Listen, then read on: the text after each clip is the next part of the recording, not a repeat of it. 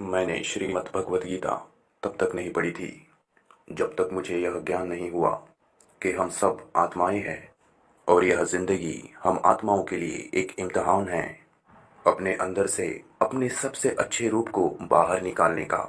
और भगवत गीता इस इम्तिहान को पास करने की एक अहम किताब है। भगवत गीता के 18 अध्याय है और यह संस्कृत में परमात्मा द्वारा दी गई थी। समय के साथ रोजमर्रा की जिंदगी से संस्कृत भाषा निकल गई और यह ज्ञान मनुष्य से दूर हो गया। समय समय पर गीता का साधारण भाषाओं में अनुवाद किया गया। इसी कोशिश को आगे बढ़ाते हुए कम से कम समय के साथ भगवत गीता के कुछ अहम हिस्सों को एक आसान रूप में मैं आपको समझाने की कोशिश करूंगा।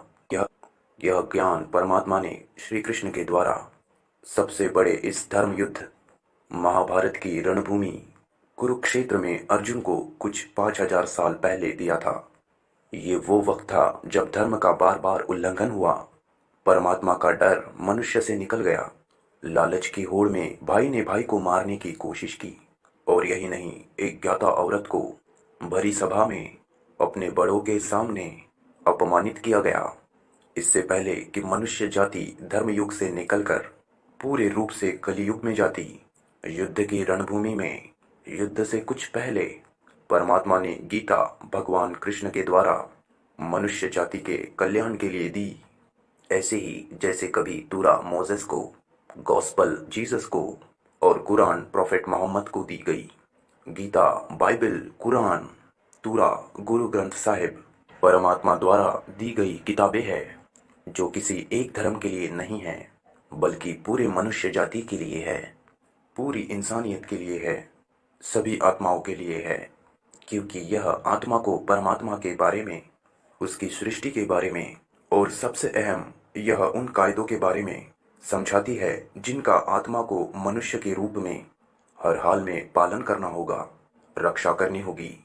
और इन्हीं कायदों की बुनियाद पे आत्मा को शरीर त्यागने के बाद परखा जाएगा और इस परीक्षा से पास होने पर हमेशा से इस जन्म और मृत्यु से मुक्ति मिलेगी। परमात्मा भगवत गीता में कहते हैं कि मैं ही सबकी शुरुआत हूँ, मैं शुरू से भी पहले था और सब खत्म होने के बाद भी रहूँगा। सब मुझ में है और मैं सब में हूँ। जो भी तुम छू सकते हो, देख सकते हो, चख सकते हो या सूंघ सकते हो, वो सब मैं हूँ। ये नदियाँ, पहाड़, सूरज, ग्रहण, चांद, सितारे सब मैंने बनाए हैं। मैंने ही भगवान, शैतान, राक्षस और इंसान बनाए हैं। मैं सर्वव्यापी हूँ, सब में रहता हूँ, सब में मैं हूँ, मैं ही हूँ। मैं ही ब्रह्मा बन के सब बनाता हूँ और रुद्रा बन के सब नष्ट करता हूँ। मैं यह सृष्टि यूं ही बनाता और तोड़ता रहूंगा ताकि आत्माओं को मौके मिल सके इस जन्म और मृत्यु से एक दिन मोक्ष पाने को, हमेशा के लिए परमात्मा के साथ रहने को।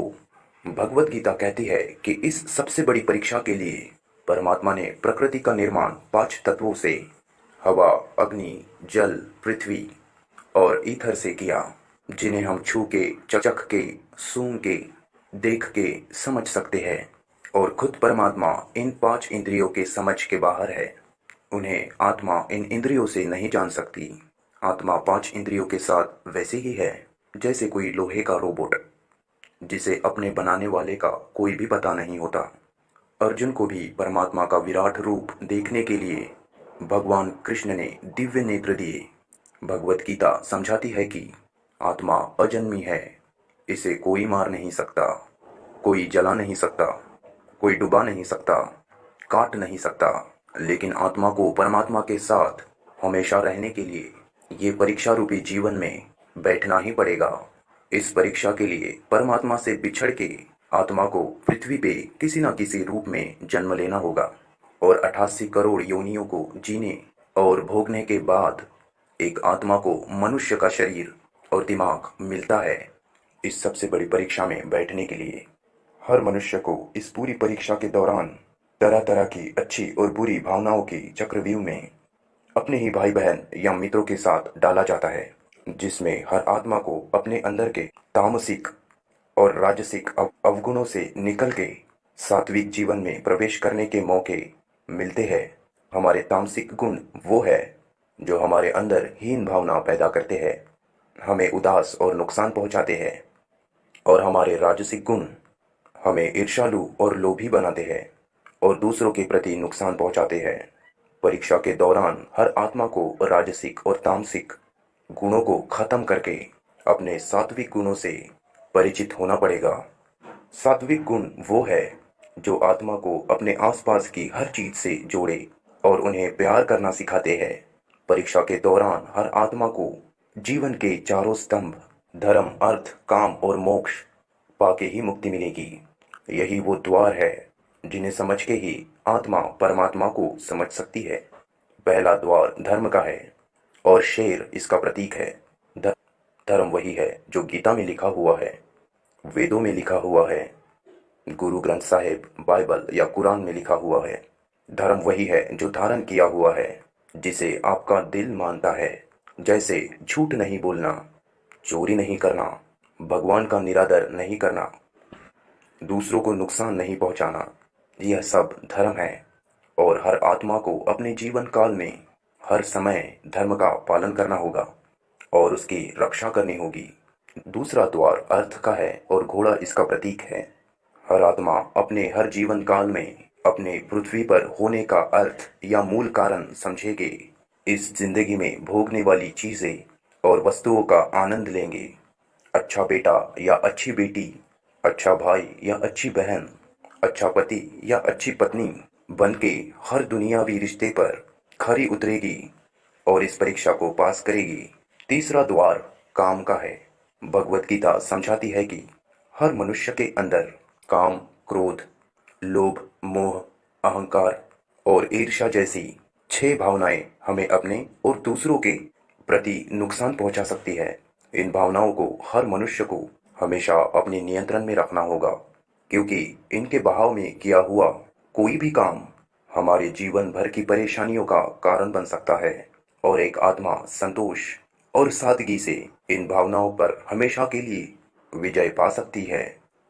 चौथा स्तंभ मोक्ष का है और हाथी इसका प्रतीक है। इस परीक्षा रूपी जीवन में हर घड़ी, हर समय कुछ इच्छाएं रखता है। कुछ इच्छाएं एक ही जन्म काल में पूरी हो जाती है, पर कुछ अधूरी रह जाती है और उनके पूरा होने के लिए आत्मा को वापस पृथ्वी पर आना पड़ता है। भगवत गीता समझाती है कि हमारी इच्छाएं ही मूल कारण है हमारी पृथ्वी पे वापस आने का, और अगर हम कोई भी इच्छा ना रखें तो हम इस जीवन और मृत्यु से मुक्त हो सकते हैं। ये द्वार माफी का भी है। जिन्होंने आपके साथ बुरा किया उनको माफ करके और जिनसे आपने बुरा किया उनसे माफी मांग के मुक्ति पाई जा सकती है। जब तक आत्मा इन चारों दरवाजों से धर्म, अर्थ, काम और मोक्ष को समझ नहीं लेती, तब तक आत्मा को बार बार इस मनुष्य रूप में आना ही पड़ेगा। परीक्षा का समय खत्म होते ही आत्मा शरीर और अन्य सभी वस्तुओं का त्याग कर देती है। जो भी संसार में रहकर बनाया वो किसी और का होगा और आत्मा अपने कर्मों के फैसले के लिए चली जाती है। आत्मा के अच्छे बुरे कर्मों का हिसाब होता है। अपने अच्छे कर्मों के लिए कुछ वक्त के लिए आत्मा स्वर्ग में और बुरे कर्मों के लिए कुछ वक्त के लिए नर्क में चली जाती है। नर्क में आत्मा को अपने पापों के अनुकूल सजाएं मिलती है और सजा खत्म होने के बाद आत्मा को फिर से एक नया शरीर और नया दिमाग मिलता है इस परीक्षा में फिर से बैठने के लिए, और हर परीक्षा में वही सब फिर से दोहराया जाएगा। जिंदगी के 4 स्तंभ धर्म, अर्थ, काम और मोक्ष को समझने के लिए हर जन्म में अपने कई जन्मों के कर्मों के हिसाब से हर आत्मा को कभी अच्छे और कभी बुरे हालातों से गुजरना पड़ता है। लेकिन जब तक आत्मा परमात्मा के योग को नहीं समझ लेती वो मुक्ति नहीं पा सकती।